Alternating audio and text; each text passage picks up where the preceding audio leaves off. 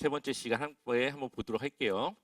자, 우리가 지난 시간 구원을 받음으로써 우리는 칭의, 의롭다고 칭의를 받고 양자 하나님의 자녀로 되고 그리스도와의 연합으로 또 성령님이 내 안에 있으므로 우리가 하나님의 자녀가 되고 백성이 되고 하나님이 원하시는 삶을 살아갈 수 있는 그런 복을 우리가 누릴 수 있다라고 이야기했습니다. 그런데 그러한 것들을 가졌음에도 불구하고 왜 우리는 계속 실패할까요? 왜 죄를 짓고 왜 우리는 여전히 세상 사람들과 그다지 구별되지 않는 그러한 모습으로 우리는 살아가고 있을까요? 이런 부분들은 많은 성도들이 하는 고민이고 또 많은 그리스도인들이 고민하고 궁금해하는 그러한 부분이기도 합니다. 이 부분을 설명하기 위해서는 성화라는 말을 이해할 필요가 있습니다. 다른 말로 하면 성결, 다른 말로 하면 성화라고 이야기를 합니다. 혹시 성화라는 말 들어보셨어요? 뭐 성화를 이루어야 된다, 뭐 성화되어 가야 된다, 뭐 그런 이야기들을 종종 하게 되는데요. 똑같이 성결해야 된다라는 말로 좀 바꿔 쓸 수도 있습니다. 이 그리스도인의 성화라고 하는 것은 쉽게 말하면 성장이라고 볼 수가 있습니다. 한번 우리 성화란 무엇인지 한번 같이 읽어볼까요? 시작. 거룩하게 됨 또는 거룩하게 변하여 감이라는 뜻을 담고 있다. 그리고 가로에 뭐라고 써 있죠? 점진적 변화. 우리는 그리스도를 믿죠. 하나님의 자녀가 되고 나의 삶의 방향이 바뀝니다. 그런데 지금은 내가 그다지 변화된 것 같지 않아요. 근데 이 성화라고 하는 것은 점진적으로 조금씩 시간을 두고 내가 거룩함에 가까워지는 과정입니다. 그래서 이 기본적으로 이 성화라는 것은 예수 그리스도의 형상을 닮아가는 것인데 그것은 우리가 이 세상을 사는 날 동안에는 완전히 이룰 수 없는 것을 말해요. 그러나 우리가 다시 새로운 육체로 부활했을 때 그때 우리는 온전한 성화를 이루고 그것을 영화라고 이야기를 합니다. 그래서 성화라고 하는 것은 우리가 거룩하게 되어져 가는 과정을 말해요. 지금은 우리가 죄도 짓고 그렇게 보이지만 우리는 조금씩 거룩하게 되어져 가는 과정에 있는 겁니다. 그래서 때로는 우리의 죄를 짓는 부분도 있고 그렇지 않은 부분들도 있고 그러나 오늘보다 1년 뒤에는 조금은 더 나은 영역의 거룩함을 우리가 가지고 나가는 거죠. 그것을 성화라고 이야기를 해요. 우리는 실패하는 게 아니라 조금씩 성장하고 변화되어져 가는 과정에 있는 겁니다. 그래서 세상 사람들과는 다른 거죠. 우리는 변화되어져 가는 거고 세상 사람들은 그냥 그렇게 살아가는 거고 우리는 그렇게 성화되어져 갑니다. 자, 한번 다시 또 읽어볼게요. 시작. 내주하시는 성령님의 역사와 말씀의 능력으로 이 죄의 본성이 점점 죽어가고 우리 안에 심겨진 거룩한 생명이 자라나는 과정. 네, 내주하는 성령님의 역사와 말씀의 능력으로 우리의 죄의 본성이 어떻게 죽어가요? 점점 조금씩 거룩함은 많아지고 죄의 본성은 줄어들고 그렇게 우리는 변해되어져 가는 겁니다. 그것을 성화, 우리의 거룩함의 과정이라고 볼 수가 있습니다. 우리는 지금 현재 그러한 상황에 있는 거예요. 그래서 우리가 세상 사람들과 다르지 않은 것처럼 보이지만 우리는 처음 예수님을 믿었을 때보다 지금은 더 나은 거룩한 모습으로 살아가고 있는 거죠. 그것을 우리는 성화라고 하고 있고 우리는 그렇게 성장해 나가고 있는 겁니다. 자, 한번 5장 갈라디아서인데요. 이게 갈자가 빠졌네요. 갈라디아서 5장 16절 말씀 같이 읽어보겠습니다. 내가 이르노니 너희는 성령을 따라 행하라. 그리하면 육체의 욕심을 이루지 아니하리라. 같이 한번 또 읽어볼게요. 육체의 소욕은 성령을 거스르고 성령은 육체를 거스르나니 이 둘이 서로 대적함으로 너희가 원하는 것을 하지 못하게 하려 함이니라. 아멘. 우리 안에는 두 가지가 늘 싸워요. 하나는 육체의 소욕, 하나는 성령을 따르는 마음. 육체와 성령이 서로 싸우고 우리 안에는 그 두 가지 마음이 있습니다. 여기서 말하는 육체라고 하는 것은 우리의 이 육신을 말한다기보다 우리 안에 남겨져 있는, 여전히 남아있는 죄의 본성이라고 말할 수 있어요. 그래서 죄의 본성을 우리가 따르면 성령을 따를 수 없고, 성령을 따르면 육체의 소욕을 우리는 거스를 수가 있습니다. 결국은 우리가 어디에 더 무게를 두느냐, 우리가 어디에 우리의 마음을 더 두느냐에 따라서 우리는 죄를 짓는 것을 하기도 하고 거룩한 삶으로 나아가기도 합니다. 우리는 이 두 가지 마음을 항상 가지고 있고 그 두 가지 마음 가운데 늘 성령을 따라 살아갈 수 있도록 우리는 그렇게 우리의 모습을 거룩하게 그렇게 만들어 나가야 되는 것이죠. 그래서 늘 우리가 이 두 가지의 저울을 두고 할 때 우리의 마음에 무게를 두는 쪽이 이기게 됩니다.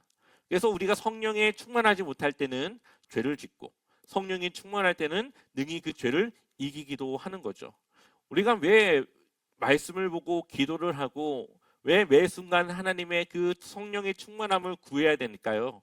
그것은 우리에게 매 순간 오는 그 유혹과 그 마음을 이겨내기 위해서죠.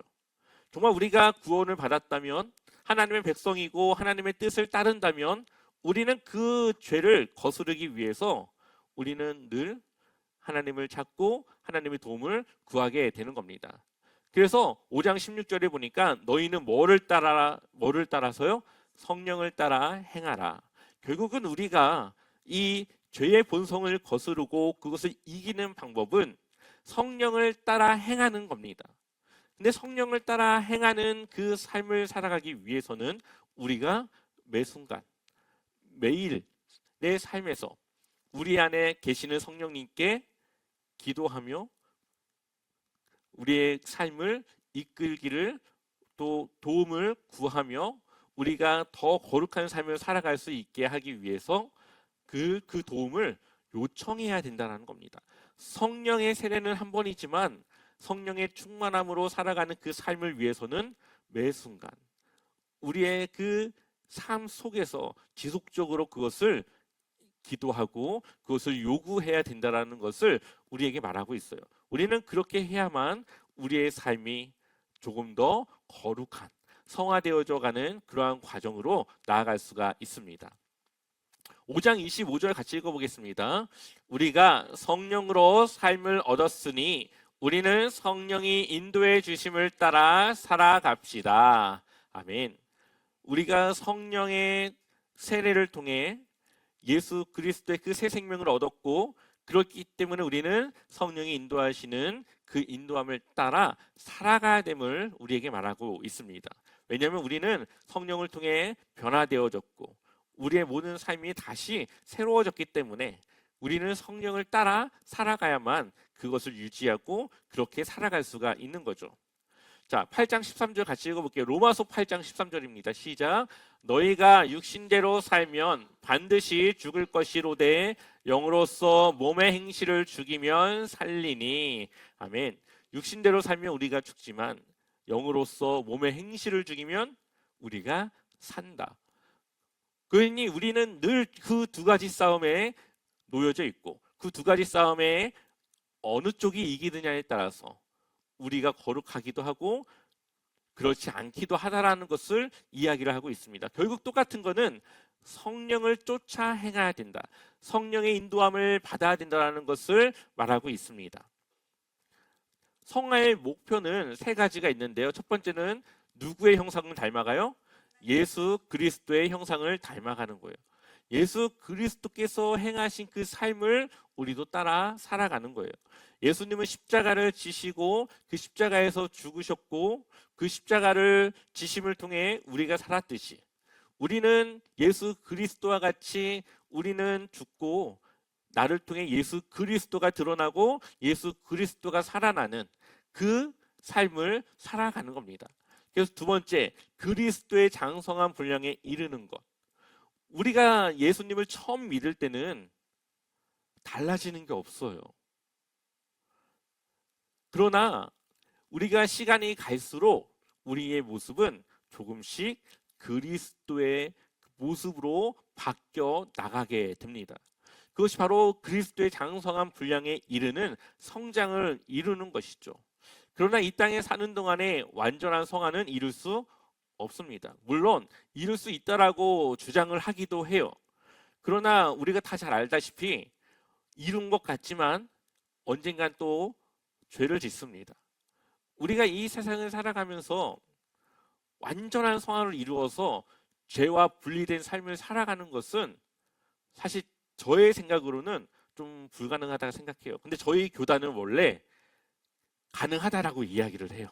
성결교단은 원래 가능하다고 이야기하는데 그 수업을 들으면서도 대부분의 신학생들은 아니라고 생각을 합니다. 그것을 말하는 교수님들도 이론적으로는 가능하지만 실질적으로는 가능하지 않다라고 이야기를 해요. 우리는 점진적으로 그리스도의 장성한 분량까지 성장하고 거룩하게 변화되어져 가정을 위해서 우리는 그렇게 성령을 쫓아 성령을 인도함에 따라 그렇게 우리는 살아갑니다. 자, 그렇다면 우리가 구원받았다고 생각을 했어요. 구원받은 자녀라고 나는 생각하고 있었는데 어느 날 내 환경이 바뀌어져서 어떻게 살다 보니까 교회를 그만두게 됐고 세상의 일에 바빠서 이제는 신앙생활을 끊었습니다. 그렇다면 그 사람은 구원을 받은 걸까요? 아니면 구원이 끊긴 걸까요? 이 부분도 많은 그리스도인들이 궁금해하고 하는 그러한 부분입니다. 이 부분을 좀 보기 위해서는 조금은 어려운 신학일 수도 있겠는데 이 칼빈과 알미니안이라고 하는 사람의 그 이야기를 우리가 조금 알 필요가 있습니다. 칼빈은 장로교 쪽 사람이고요. 장로교의 약간 바탕이 되는 뿌리가 되는 그러한 사람이고 알미니안은 우리 성결교 쪽의 그 신학에 좀 기초가 되는 그런 사람이에요. 표가 있는데요. 이 표를 한번 우리가 좀 비교해서 보도록 할게요. 자, 구원의 시작이 칼빈주의는 하나님의 주권적 선택이에요. 그러니까는 우리가 원하지 않았어요. 나는 몰랐어. 근데 하나님이 그냥 주권적으로 이 사람을 구원하기로 했다라고 봐요. 성결교는 하나님은 모든 사람에게 구원받을 기회를 제공해 줬고 믿음으로 반응하는 사람들이 구원을 받는 걸로 이야기를 합니다. 그래서 인간의 역할이 장로교는 할 수 있는 게 없어요. 우리는 전적으로 타락했고 죄의 사람이기 때문에 이 구원에 관해서 아무것도 할 수 없어요. 그런데 알미니아는 응답할 수 있다고 이야기를 해요. 믿음으로 응답할 수 있다고. 그래서 칼빈은 무조건적인 하나님의 선택이고 알미니아는 믿음을 가진 사람들을 선택하는 그런 조건적인 선택이라고 이야기를 합니다. 그래서 칼빈주의는 예수 그리스도께서 십자가를 진 것이 하나님께서 택하신 사람들만을 위한 속죄라고도 이야기를 해요. 물론 장로교에서 지금 그렇게 말하는 사람 없어요. 옛날에는 근데 그렇게 이야기를 했습니다. 성결교는 모든 사람을 위한 속죄이지만 그 중에 믿음으로 반응하는 사람들이 구원받는 걸로 이야기를 해요. 그래서 이 칼빈은 구원받은 사람은 절대 타락하지 않는다고 이야기를 합니다. 그리고 알미니아는 구원을 받았어도 언제든지 그러한 역동성 속에 하나님과의 관계가 끊어지면 구원을 이루지 못한다라고도 이야기를 해요. 그래서 구원의 유지에 있어서 칼빈은 하나님께서 전적인 이끄심, 하나님께서 책임짐, 그래서 구원받은 하나님의 선택한 사람은 절대 타락할 수 없다 이야기를 하고, 알미니아는 구원을 받았지만 믿음을 끊으면 구원도 끊어질 수 있을 가능성이 있음을 이야기를 해요. 이 두 가지 주장이 서로 다른 것 같지만 구원을 받는 과정에서 보는 입장과 구원을 받은 사람의 입장에서 보면은 똑같아요. 왜냐하면은 우리가 예수님을 믿을 때 내가 내 믿음으로 고백을 했죠. 그래서 우리는 구원을 받았죠. 그런데 돌아보면 어때요? 돌아보면 그때는 내가 내 믿음으로 고백한 것 같은데 지나고 돌아보면 와, 그때 내가 어떻게 그렇게 했지? 이거는 하나님이 나를 선택해서 나로 하여금 그걸 고백하게 하신 거야 라고 이야기를 합니다. 어떻게 보면 장로교의 입장은 그 과정에서의 이야기일 수도 있어요. 하나님이 나를 선택했다. 그러니 나는 타락할 수 없다. 이거는 약간의 믿음의 확신을 좀 가질 수 있는 그런 교리입니다. 알미니아는 언제든지 내가 타락할 수 있으니까 믿음을 더 잘 지켜야겠다라고 하는 약간 긴장성을 가진 그러한 교리라고 볼 수가 있어요. 두 개가 서로 틀리고 맞고가 없는 거예요. 이거는 각자의 입장에서 한쪽만을 바라보고 한 거기 때문에 이것을 조금은 섞어서 우리가 이해를 할 필요가 있습니다. 그러나 여기서 가장 중요한 것, 아무리 누군가를 선택했든 아니면 믿음으로 반응했든 하나님은 누군가를 버리지 않아요. 하나님은 유기하거나 누군가를 배제하고 구원을 말씀하지 않아요. 여기서 우리에게 말해주고 싶은 것은 결국은 하나님의 은혜로 우리가 구원받을 수 있다라는 것을 이야기를 하고 있는 겁니다. 지금 그 장로교 쪽 칼빈주의를 지금 이렇게만 보면은 이거는 되게 보수적인 약간 그러한 관점에서의 이야기고요. 지금은 이 칼빈주의 그러한 장로교 분들도 구원받기로 예정된 사람들만을 위한 속죄로 보지 않아요. 모든 사람들에게 다 그것이 열려져 있다라고 이야기를 합니다. 그래서 이 두 가지를 적절히 우리가 잘 이해해야만 우리가 구원에 대한 이 하나님의 입장과 그것을 이해할 수 있어요. 그래서 그 신자가 중간에 교회를 떠나거나 믿음이 끊겼을 때 그는 구원받지 못하는가? 그것은 끝까지 가봐야지 아는 거예요. 중간에 돌아올지 그 관계가 아예 끊길지는 가봐야지 아는 겁니다. 또한 그 사람이 비록 교회를 나오지 못했다 하더라도 그 사람의 믿음과 그 사람의 삶이 어떤지 우리는 알 수 없어요. 구원이라고 하는 것은 언제든지 하나님의 주권에 있기 때문에 우리가 이렇다 저렇다 이야기할 수는 없습니다. 그것은 결국 하나님의 손에 달려 있는 거예요. 그렇기 때문에 우리는 구원은 하나님의 은혜로 받는 것이고 하나님은 구원받을 자를 택하셔서 그를 결국은 구원하는 데까지 인도해 가시며 우리로 하여금 믿음이 끊어지지 않도록 늘 우리로 보호하시고 이끌어 가시는 그 하나님이시라는 것을 우리가 기억할 수가 있습니다. 성경을 몇 개만 보고 세 절만 보고 우리 마치도록 할게요. 자, 디모데후서 4장 10절 같이 읽어보겠습니다. 데마는 이 세상을 사랑하여 나를 버리고 데살로니가로 갔고 그레스게는 갈라디아로 디도는 달마디아로 갔고 아멘. 데마라고 하는 사람은 바울과 함께 전도 여행을 다니면서 함께 했던 사람이에요. 근데 이 데마가 바울과 잘 다니다가 마지막 디모데후서는 바울이 쓴 제일 마지막 성경인데 이때는 데마가 세상을 사랑했고 바울을 떠나고 바울과의 그러한 사역을 중단합니다. 결국은 믿음은 변할 수 있다는 것을 우리에게 이야기하는 거죠. 또 고린도전서 9장 27절 같이 읽어보겠습니다. 내가 내 몸을 쳐 복종하게 함은 내가 남에게 전파한 후에 자신이 도리어 버림을 당할까 두려워함이로다. 아멘. 바울이 뭘 두려워해요? 버림을 받을까? 바울만큼 확실한 사람이 누가 있습니까? 바울만큼 목숨을 걸고 복음을 전하며 자신의 믿음을 드러내는 사람이 누가 있어요? 그런데 바울조차도 하나님이 구원했다고 해서 그것이 끝까지 가는 것이 아니라 언제든지 자신이 타락할 수 있고 변할 수 있고 관계가 끊어질 수 있다라고 하는 두려움으로 그렇게 살아가고 있음을 이야기를 하고 있습니다. 마지막으로 베드로전서 1장 6절이요. 왜 옆에 이렇게 안 나왔지? 네, 한번 같이 읽어보겠습니다. 너희 안에서 착한 일을 시작하신 이가 그리스도 예수의 날까지 이루실 줄을 우리는 확신하노라.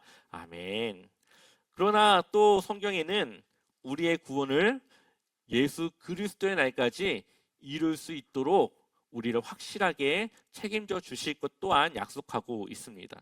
성경은 우리가 하나님과의 관계가 끊어질 가능성도 이야기하고 있고 또한 하나님께서 끝까지 책임지실 것도 이야기를 하고 있어요.